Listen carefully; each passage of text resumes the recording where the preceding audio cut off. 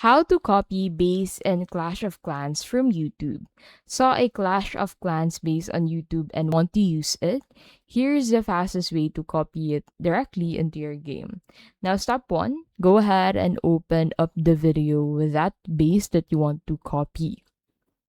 And then under the video, you'd be able to find a description box. So, under the description box, you'd be able to find the base link.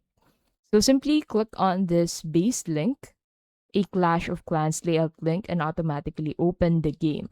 Now tap on the copy layout or use the base and choose a slot to save it, such as home village, war base, or builder base.